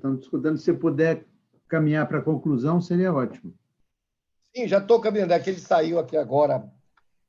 Então, neste momento de descrédito sobre o real compromisso do governo brasileiro com a proteção da Amazônia, parece ser estratégico para o Executivo Federal que o Executivo Federal crie uma política nacional de proteção para a Amazônia e inclua no seu bojo, junto com outras que já existem, a Zona Franca de Manaus. Uhum. Eu acho que o fórum nacional para isso é o Conselho Nacional da Amazônia Legal, onde nós temos, e, com tal medida, a proteção dos seus diferenciais tributários, no âmbito da reforma tributária, ficaria dirimida quanto à necessidade e importância. Ou seja, nós sairíamos de uma mera disputa de mais um percentual para cá, mais outro percentual para ali e tal, para efetivamente nos convertermos numa política nacional de proteção ambiental da Amazônia, de proteção da Amazônia. E o governo federal poder, então, adotar isso como a forma de apresentar-se no exterior, de uma forma pujante, não mentirosa, não mercadológica, não de marketing, simplesmente, pode apresentar aí todo o território da Amazônia, do Amazonas, como uma entrega concreta dos efeitos que uma política dessa natureza tem. Então, essa é talvez a questão que eu gostaria de contribuir de forma mais precisa. Muito obrigado. Obrigado, Zé Alberto. Eu acho que essa sua ênfase na importância de valorizar a Zona Franca como uma política ambiental do governo federal, eu acho que é muito oportuna e muito convergente com as conclusões do nosso trabalho. Para encerrar essa rodada, o professor Eduardo Viola, da UNB, por favor, Eduardo, a palavra é sua. Boa tarde a todos. Quero agradecer muito a Carlos Bueno pelo convite, rever colegas que não via faz bastante tempo, de Virgílio, de José Alberto, e, enfim, eu li o trabalho detidamente, achei excelente, digamos, tem praticamente, não tem vulnerabilidades, eu diria, digamos, tá? E tem uma projeção provavelmente além do que foi planejado pelos autores, no seguinte sentido, se trata do que eu conheça, é decir, este plano, esta proposta que está vinculada à reforma tributária, mas por surgir no contexto da pandemia, ele se transforma numa espécie de plano de recuperação verde de um Estado brasileiro, que até agora, que eu saiba, não há nenhum outro Estado que tenha elaborado um plano de recuperação econômica, de economia sustentável, verde, como se chama, como se chama hoje, por exemplo, na União Europeia, particularmente nos países do norte da Europa, todos eles têm esse tipo de plataforma, digamos, econômica. Está muito presente na plataforma democrata para as eleições agora de novembro nos Estados Unidos, digamos, tá? Então, isso é um mérito bastante importante. O estado de Amazonas seria um estado que seria pioneiro em apresentar uma proposta de recuperação verde, digamos, ou seja, de recuperação econômica verde. Bem, e eu acho que, nesse sentido, talvez esse texto que está aí poderia ser disseminado pelo mundo, retirando uma série de questões talvez específicas sobre a Zona Franca, porque o resto do mundo não tem menos interesse nisso, mas precisamente aproveitando a conjuntura de grande visibilidade da Amazônia no sistema internacional, digamos, né, que é um momento muito forte, digamos, que está muito vinculado à questão do desmatamento e das queimadas, né? E então, digamos, ou seja, poderia circular precisamente como, eu não sei quanto este tipo de proposta seria encampada pelo governo de Amazonas, pela Assembleia Legislativa e demais, isso não tenho ideia, mas me parece que é algo consistente, mesmo que não se realize, é um grande mérito, digamos, tá certo? E então merece ser circulado pelo mundo, digamos, tá? Esse é o primeiro ponto. O segundo ponto que eu queria destacar é que o que eu acharia, digamos, que está faltando um pouco, que é a questão da importância de atrair capital estrangeiro para o desenvolvimento sustentável da Amazônia. O problema de um país como o Brasil hoje é um problema de baixa poupança interna, extremadamente baixa neste momento, tá? E da necessidade de investimentos significativos, ou seja, e com um Estado nacional que está quase quebrado do ponto de vista fiscal, digamos, tá certo? Então, a atração de capital estrangeiro é um elemento importante para mostrar viabilidade de um plano deste tipo, tá? E me parece que não há ênfase na questão de atrair capital estrangeiro para, precisamente, isso pode ser complementado do que já está na Zona Franca, mas todo outro que estaria vinculado, por exemplo, a uma fronteira de expansão que seria a bioeconomia amazônica, tá certo? Sobre isso, inclusive, pode haver no futuro, isso é uma hipótese, nada mais, digamos, na medida em que a tendência é para um desacoplamento das economias americanas e chinesas, digamos, pelo nível de rivalidade geopolítica, isso é claro hoje, digamos, tá? Então, é provável que haja um redirecionamento dos investimentos da China para o hemisfério ocidental. E isso, em parte, poderia ser aproveitado pela Amazônia, pelo estado de Amazônia, digamos, Tá? Não estou falando que isso vai acontecer necessariamente, digamos, tá certo? Mas se você combina esse desacoplamento, essa nova Guerra Fria, com a questão da importância que os demócratas, que provavelmente vencerão as eleições, mas que pode gerar uma crise constitucional pela atitude de Trump nos Estados Unidos e demais, mas provavelmente teremos um governo democrata o ano que vem nos Estados Unidos, que terá uma sensibilidade radicalmente diferente do governo Trump em relação às questões ambientais, de mudança climática, desmatamento e demais. Bom, e o terceiro ponto que eu gostaria de colocar, que não está presente, pelo menos eu não vi, não pode estar muito en passant, que é a questão da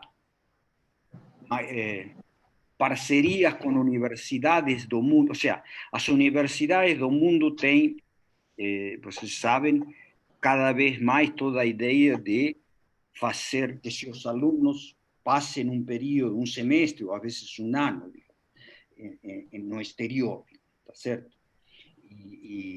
Então, isso seria uma fonte de entrada de recursos e de estudantes estrangeiros que fertilizam extraordinariamente a formação de recursos humanos na Amazônia.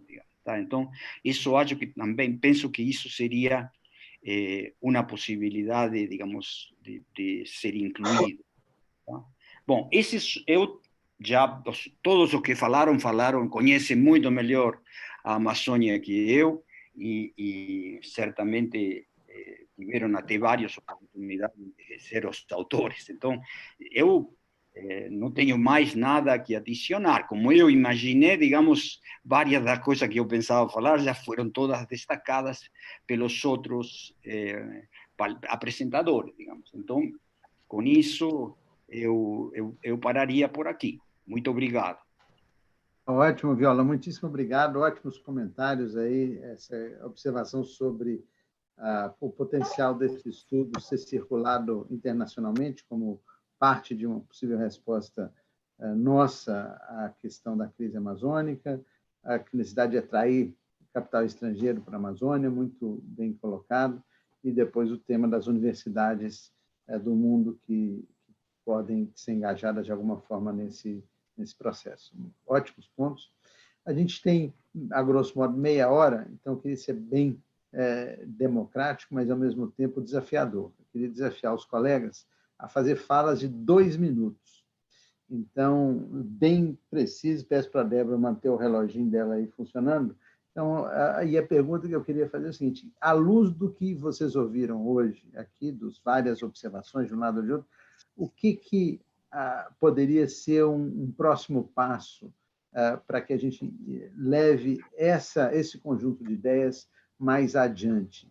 Como que a gente pode caminhar nessa direção? Então, eu queria retomar aí, talvez mudando um pouquinho a ordem, começando com o Adalberto Val e depois deixando o Nélio e o Benjamin para o final, né? Então, Adalberto, o que você acha que nós, à luz de tudo que foi discutido hoje, que nós poderíamos pensar numa agenda pós esse evento aqui? Câmbio.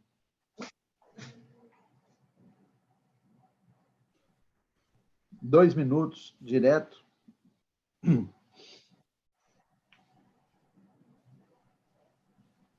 Não te ouvimos, Adalberto. Está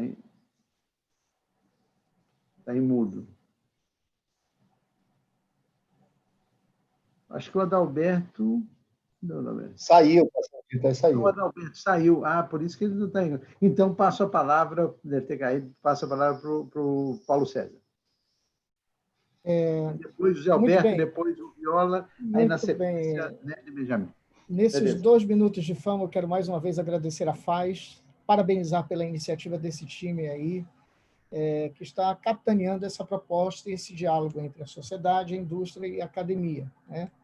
E esse amadurecimento ele vai nos ajudar a consolidar aquilo que acreditamos e até nos expor diante daqueles que estão propondo a reforma. Esse nosso conhecimento, essa nossa discussão, porque ela vai de uma forma consolidada, né? Não é só um parecer da FAES, um parecer desse time, mas um parecer do Estado, é um parecer estamos interagindo dentro desse propósito. Então, mais uma vez, é isso. Também segue o caminho de nós direcionarmos, ao apresentar essa proposta, que, enquanto nós estamos tendo todo esse apoio e a questão de manutenção de tributos, etc., que nos são muito bem-vindos no momento, nós estamos construindo alternativas. Então, demonstrar que nós não estamos só parados, mas nós estamos construindo cenários, como aqueles que eu comentei anteriormente, né? Para uma sociedade do conhecimento. O polo está aqui, mas nós estamos com uma outra curva começando aqui. Tínhamos tantos doutores, tantas pesquisas, o valor investido na academia, ele está tendo valor agregado, onde um doutor daqui a pouco pode formar 22, ajudar a formar 22 doutores, e aí a gente caminhar para justamente ter produtos com valor agregado. A universidade caminhando para a formação de empreendedores que vão estar discutindo justamente com prateleira no mercado com seus produtos locais, amazônicos, isso é extremamente importante. Dizer, agradecer enquanto universidade que todo investimento, Sixu acompanhou bem isso, Virgílio acompanha, todos acompanham, todo investimento hoje feito na universidade tem sido administrado com muito zelo para gerar um valor agregado. E se você me permite, Virgílio, é importante um estudo mais segmentado, já pensando numa sustentabilidade ambiental, social, econômica e financeira da Amazônia. E com isso, eu termino a minha palavra, porque às vezes a gente não tem esse custo contabilizado. Então, é extremamente importante até para saber, para aqueles que vão investir em nós. Muito obrigado a todos os nossos ouvintes e a esse time seleto aqui que nos honra. Obrigado mais uma vez. Ótimo. Em nome da Universidade do Estado do Amazonas. Muitíssimo obrigado, Paulo César. E passo a palavra para o José Alberto.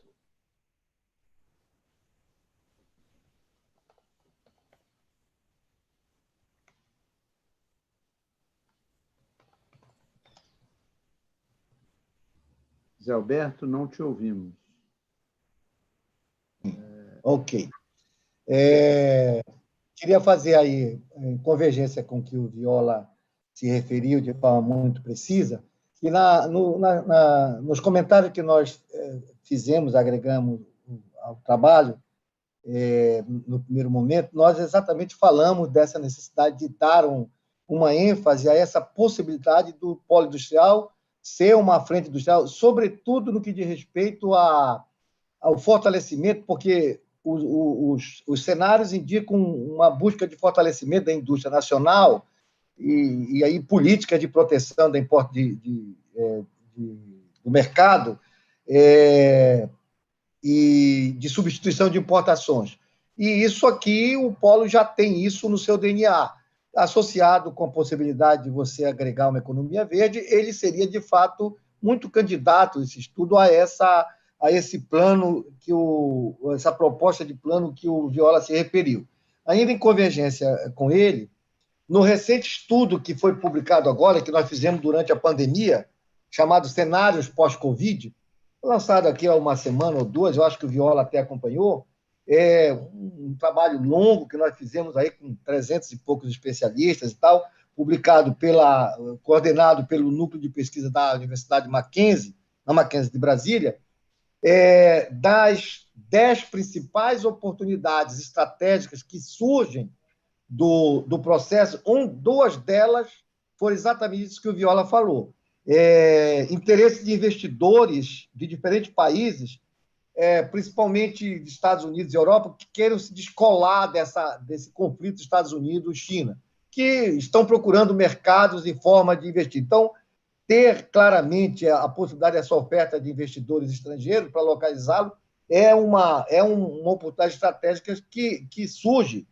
E outro, a bioeconomia como um motor do desenvolvimento, favorecendo o uso de recursos regionais e potencializando as capacitações, as capacidades na área de biociência e inovação. Além de outros itens que estão em convergência com o que foi colocado aqui. Então, são essas considerações que eu gostaria de fazer, apenas fortalecendo a fala do Viola. Ótimo. Viola. Sim, bom, então, eu acho um setor que não vi entre os seminários que fizeram e me parece muito relevante neste momento seriam os militares. Então, o que eu proporia, sugeriria, é que se faça um seminário com militares, obviamente que sejam de alta graduação, da ativa e da reserva, formadores de opinião, e do governo também. Vocês já falaram com Mourão, digamos, tá certo? Mas eu estou colocando mais amplo. Por quê? Porque este é um governo com uma forte presença militar. Não vou entrar no mérito agora disso, digamos que tem problemas para a democracia, sem nenhuma dúvida, mas é uma realidade. É um governo com forte presença militar. E a ideia precisamente de fortalecer a Amazônia, preservando-a, mas com desenvolvimento econômico e demais, é uma ideia que é muito atrativa aos militares, digamos, tá certo? É decir, então, eu proporia isso, um seminário com militares, digamos, tá? Tanto de todas das três forças, digamos, tá? E o segundo seminário que eu proporia é um seminário com estrangeiros que avaliem o que eles acham, digamos, em função, digamos, até de uma perspectiva comparada. Então, convidando 2 americanos, 2 europeus, digamos, tá? Que eles acham do plano, digamos. Ou seja, esse seria o que eu teria para sugerir. Obrigado. Muitíssimo obrigado. Se você me der 30 segundos depois que fizer a rodada, eu me esqueci de falar algo importante. Siga em frente. Você fez uma pergunta, qual os próximos passos, né?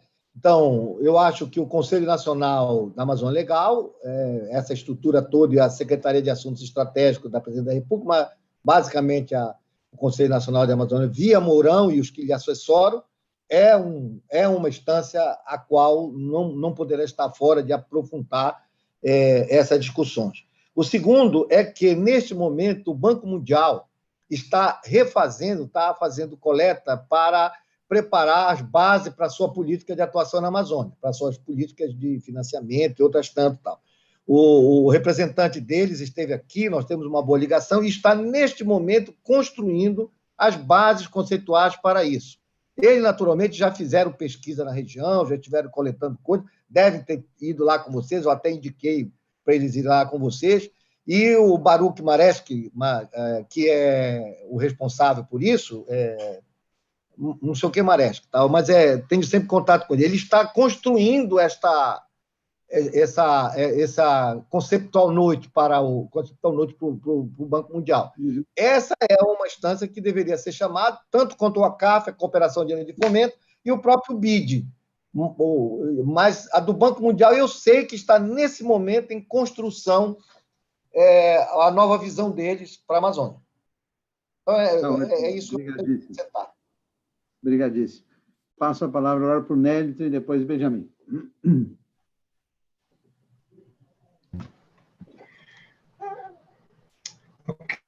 Eu sempre enriquecedor, né? A gente vê colegas da academia colocando a sua inteligência, a sua experiência a serviço de uma agenda como essa. Eu estou assim extremamente feliz pelas questões que foram colocadas, na medida em que ela agrega extremo valor às propostas que foram aqui apresentadas, do Viola, do Paulo Diniz, o Adalberto e do Zé Alberto, agrega extremo valor ao documento e certamente aponta para a definição da pergunta que o Vigílio colocou, quais seriam os novos próximos passos. Eu entendo que nós, às vezes, quando nós que pensamos a Amazônia e que nos preocupamos com esta região que nos extinga permanentemente e desafia a nossa inteligência diuturnamente, que nós precisamos cada vez mais ampliar a nossa rede de diálogo. Soluções passam por fortalecimento das redes de diálogo interinstitucional e diálogo com todos os segmentos e todos os setores que queiram e que pensam e que vêm desenvolvendo pesquisas e vêm construindo conhecimento. Um observatório do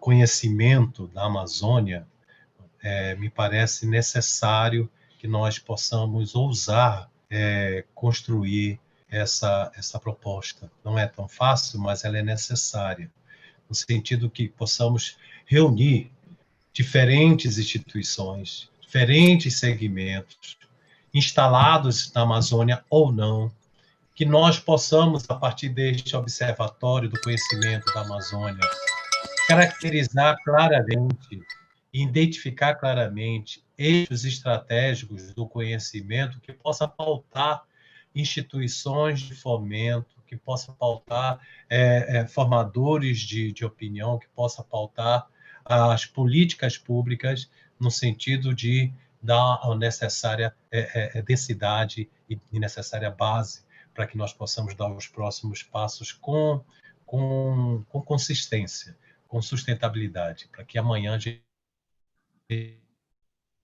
não tenha que retroceder. Então, eu fico muito feliz com esse segmento, que foi agora com o segmento acadêmico, com mentes brilhantes que se dispuseram a colocar a sua experiência e os seus olhares sobre esta agenda. Câmbio. Obrigado. Ótimo. Muito obrigado, Nery. Então, Benjamin Sixto, por favor.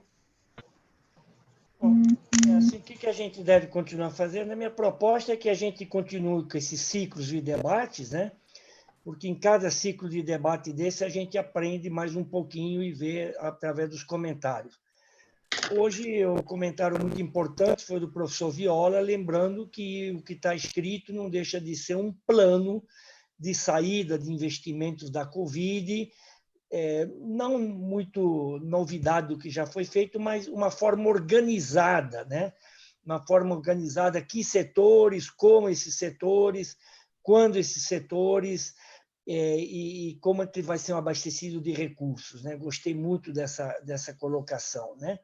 Também gostei muito da colocação bastante estratégica do professor Zé Alberto, ele já tinha ouvido, mas é muito importante, de a gente achar que nós temos que fazer não só a parte operacional, mas que a floresta amazônica, de um plano de preservação e de investimentos na região, seja considerado de interesse nacional e tenha recursos ao longo do tempo permanentes, sem essa ansiedade dessas discussões defensivas. Eu continuo achando que o nosso discurso tem que mudar um pouco, né, daquela coisa que nós arrecadamos mais do que nós recebemos, mas nós temos que dizer claramente, a gente recebeu recursos, recebe sim, e com esse recurso a gente preservou a floresta, que é o maior bem que hoje tem por aí. Isso que nós fizemos bem feito. E por fazer bem feito, a gente precisa ser considerado pelo Brasil e pelo mundo como merecedores de mais recursos para fazer conservação, desenvolvimento de recursos humanos e projetos da nova economia, né? Eu acho que até a gente tem que discutir com todos os setores e até com os militares, professor Eduardo, embora o que os militares, especialmente do Exército, escreveram até agora, a nível de planos estratégicos, eles têm uma outra visão. Eles escreveram de que eles acham que a floresta amazônica é $1 trilhão, né, que é o valor econômico de todas as árvores derrubadas e de mais uma pancada de exploração mineral, né? Então, mas eu acho que a água mole em pedra dura, tanto bate até que fura, nós temos que ir conversando com eles para expor que eles estão errados e que eles têm que mudar e mudar para ouvir e ouvir o quê? Ouvir o mundo. E o mundo não será ouvido, ninguém será ouvido no mundo se a sociedade civil não der um atestado de credibilidade, né? Então, eu acho que a gente tem que continuar debatendo e fazer o máximo de debates possíveis. Tá ótimo. Muito obrigado, Benjamin, pela concisão aí da fala. Eu queria botar aqui na tela uma mini síntese que eu fui anotando no decorrer da nossa evento, e sobre esses possíveis próximos passos. Acho que uma das coisas que talvez fosse interessante é dar continuidade a esse debate dentro das universidades. Eu acredito que a gente compartilhar isso e arejar esse debate dentro da academia talvez possa ser algo que venha contribuir com novas ideias para o próprio aprimoramento e detalhamento desse plano. Uma coisa específica aqui é como as universidades... Virgílio, acho que o teu texto está errado. O que você está colocando na tela não é o que você está falando. Você colocou outro assunto na tela. Então... colocou aqui um bilhete para uma moça, não sei qual é e tal, que é um amor. Você colocou a síntese das reuniões de hoje. Deixa eu botar aqui de novo, então. Ainda bem que não tem nada assim muito comprometedor, né? Porque se tivesse, estava frito. Mas eu vi que você ficou bem vermelho aí, bem corado. Saravá. Ainda bem que não tem nenhuma cena assim muito curiosa, né? Mas vamos lá. Deixa eu ver como é que eu recoloco aqui. Bom, vamos lá. Aqui. Taraná. Apareceu aí, Benjamin? Apareceu tudo em branco. Todos pela saúde. Entrou aí próximos passos? Não, está em branco. Não. Uai, que coisa. Está em branco. Sai da apresentação e deixa só aparecendo o slide para ver se funciona. Da apresentação do slide. Às vezes nem sempre a coisa funciona, né? Essa coisa da tecnologia tem isso. Mas nós estamos testando a tecnologia, na realidade, para eles. A tecnologia que está nos testando. Tecnologia que está nos testando, isso é ótimo. Paraná. Engraçado, era para estar aqui. Mas, de qualquer forma, já que não está aparecendo, não tem problema. Não apareceu, né? Apareceu. Skype for Business. Tem que abrir agora o documento que você quer que é presente. Já está aparecendo sua tela aí no Skype. Skype for Business, mas não era esse para aparecer. Paraná. Ele está com algum problema que ele está projetando que não era para projetar. Mas, sem problema, eu vou ler aqui o que eu tinha escrito e compartilho com todos depois na sequência. Acho que a primeira coisa é isso, levar o debate para dentro das universidades, né? E em especial, pergunta-se se viermos a ter sucesso, né? Nós, que eu falo enquanto sociedade, né? Instituir um fundo de apoio ao desenvolvimento sustentável, como que as universidades poderiam se engajar na bioeconomia e em todas essas agendas que foram identificadas como prioritárias.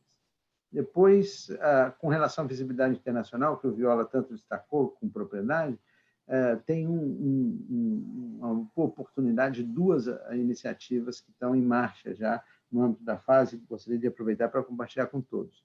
Um é a Green Economy Coalition, que é a colisão mais importante desse tema da Green Economy, com sede em Londres e com ramificações em todos os lugares do mundo, e nós fomos convidados para ser a Secretaria Executiva para a Amazônia. Então, nós vamos estar trabalhando nos 9 países amazônicos com essa agenda. Então, vai ter um seminário que inicialmente seria em Nova York, mas por questões da Covid será online, de lançamento disso no final de setembro, 23 de setembro. Então, aproveito para deixar essa agenda, vou mandar o convite a todos. E a segunda agenda internacional que nós discutimos com o Centro das Indústrias é um seminário internacional sobre a importância da Zona Franca na conservação ambiental da Amazônia. Então, são 2 agendas internacionais que estão em curso. As falas sobre dar seguimento ao debate com o governo federal que o Viola colocou, acho muito oportunas, em especial a questão do Conselho da Amazônia. Nós já tivemos essa reunião com o próprio vice-presidente Mourão e ele sinalizou que vai fazer uma reunião extraordinária para isso. Os militares, aqui talvez o Comando Militar da Amazônia, em Manaus, ou enfim, outras instâncias, são também relevantes. O governo do Estado, para ter um apoio mais efetivo, mas vale dizer que um dos autores é o secretário de Planejamento do governo do Estado, o Jório Veiga.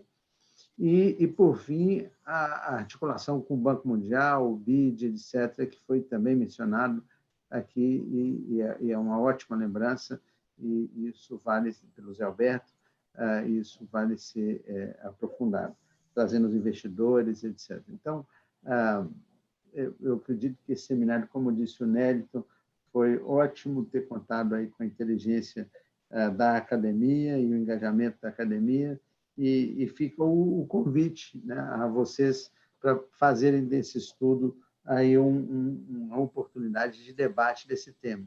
Não temos em nenhum momento a pretensão de esgotar o tema, mas sim fomentar o debate. Então, se isso der origem a um detalhamento, uma das coisas que a gente pretende fazer é detalhar as fontes de recurso para este fundo. E aí, o Zé Alberto, que eu vejo ele aí olhando a tela atentamente, é uma pessoa que tem muitos dos números na cabeça e das fontes orçamentárias, etc. Quem sabe, Zé Alberto, se você pudesse contribuir conosco especificamente nisso, né? Convidar também o Viola para, em alguma instância que você julgar pertinente, nós compartilharmos isso em debates e fóruns internacionais que você esteja ligado. E com Paulo César, dizer que se tiver alguma coisa relacionada aí ao programa de doutorado de vocês, ou mesmo a Rainforest Business School que vocês estão impulsando, se tiver alguma interface com alguma dessas agendas, nós estamos às ordens, né? E a gente tem mais 9 minutos, então dá para ter uma rodada de 1 minuto para cada um para fechar. Então, agora tem que ser ainda mais conciso. Então, a palavra está aberta para uma falinha de 1 minuto para a gente fechar. Virgília, sendo bem sintético, eu achei ainda nessa perspectiva de trabalharmos os próximos passos, seria muito interessante que nós pudéssemos trabalhar, iniciar no contexto dos programas de pós-graduação. Os programas de pós-graduação das instituições, eu vou falar pela Universidade Federal do Amazonas, tem os fóruns dos coordenadores dos programas. A universidade tem para mais de 40, 50 programas. E nós temos um fórum. Eu acho que seria muito oportuno que a gente pudesse trazer esse debate e disseminar esse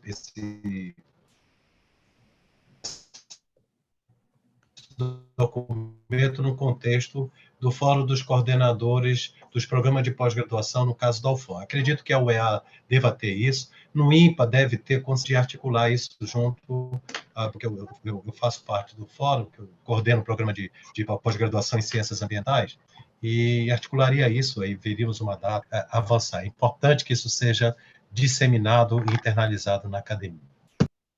Tá ótimo, obrigado. A rodadinha, então, de 1 minuto aí. Paulo, vou botar uma ordem aleatória aqui. Paulo César, Zé Alberto e Viola e Zé Alberto, para o final.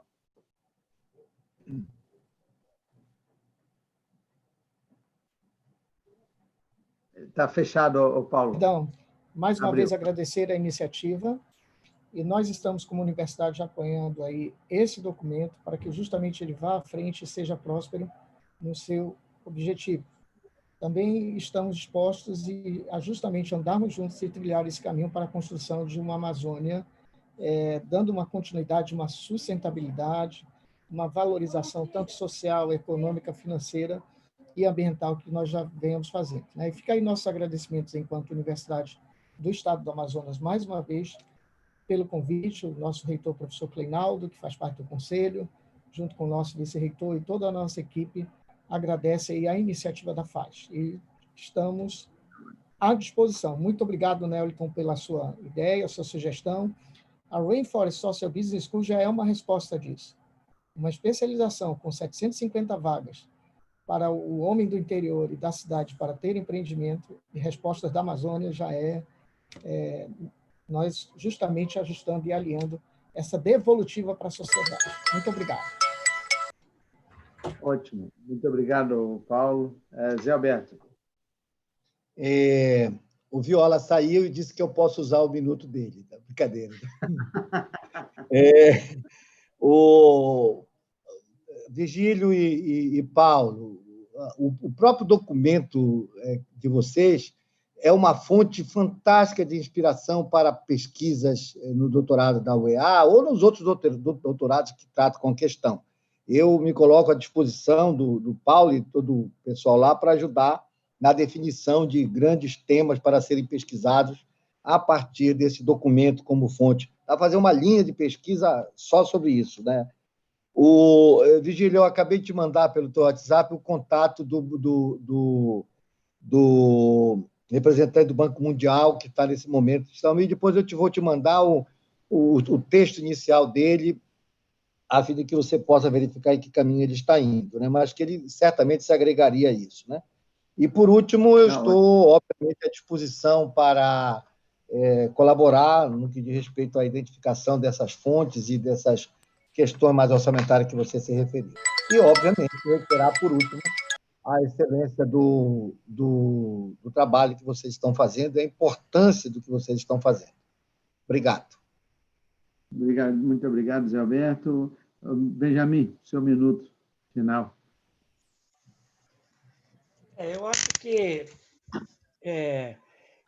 uma grande virtude do trabalho, na minha visão, é que ele é muito objetivo em propostas, né? Mas se essas propostas estão corretas ou não, é importante, na situação atual, a gente ter propostas objetivas que possam ser identificadas pelas pessoas para elas poderem ou desconsiderá-las, ou considerá-las, ou agregá-las. Isso é a importância do trabalho.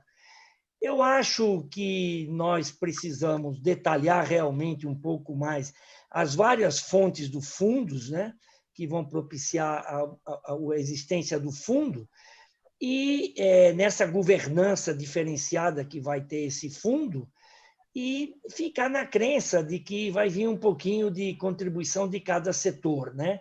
Eu acho que os usuários dos esforços ambientais das comunidades amazônicas em preservação da floresta, eu acho que os usuários das águas no Brasil, eu acho que as próprias empresas de Manaus, algumas empresas, elas não serão prejudicadas em poder fazer uma contribuição, porque elas já têm a proteção do governo federal, são produtos exclusivos de produção de Manaus. Eu acho que a gente precisa aprofundar o estudo. Agora, gostaria, finalizando, de agradecer demais, além das palavras carinhosas do professor Zé Alberto, né, mas as contribuições desses grandes 4 intelectuais e pensadores nossos da Amazonas, né? Câmbio. Ótimo, muitíssimo obrigado. Eu acredito que tenhamos cumprido o nosso objetivo com galhardia e chegamos ainda dentro do horário previsto e eu acho que todos inspirados, pelo menos nós aqui debatedores, faço votos que aqueles que nos assistem também se inspirem e façam o uso desse trabalho como uma fonte de debate e de aprimoramento. Então, queria aqui agradecer a todos que estão aqui conosco, e em especial aqueles que estiveram por trás dos bastidores, né? O Carlos Bueno, que também é coautor do trabalho, mas esteve na articulação desse evento, a Débora, jornalista, que está aí na parte de comunicação, e o Edgar, que está na equipe de TI. Então, e dizer que a todos também que esse material vai estar disponível no YouTube. Então, para aqueles que não assistiram de uma forma ou de outra, podem apenas sugerir que procurem o canal da FAES no YouTube, que esse e os outros eventos estão gravados lá.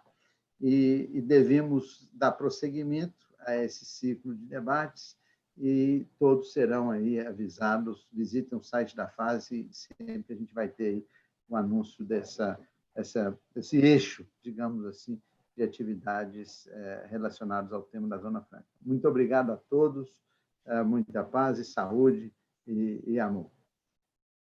Uma bela tarde, belo fim de tarde.